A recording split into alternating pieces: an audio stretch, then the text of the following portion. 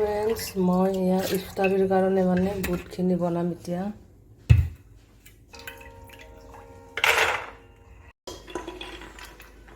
কুকাৰত দি বইল কৰি ল'ম প্ৰথমতে, তাৰপিছত পিঁয়াজ দি কেনে মই এইটো ভুনা বনাম বুটখিনি।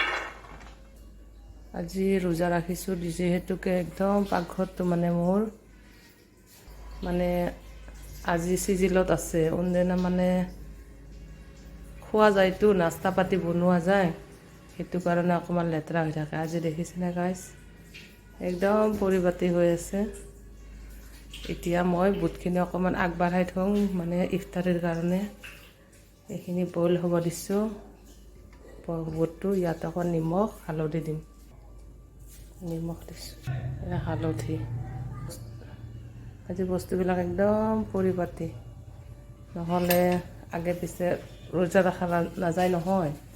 মানে ৰুটি খোৱা, নাস্তা খোৱা, অমুক খোৱা, তমুক খোৱা। আজি পূৰা চিজিল।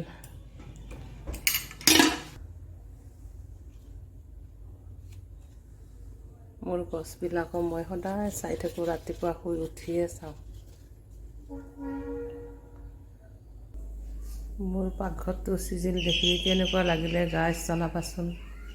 Bye bye, Allah Hafiz. এইবিলাকো একদম চিকচিকীয়া হৈ আছে। আজি পূৰা মনটো ভাল লাগিছে শুই উঠি আহি কেনে।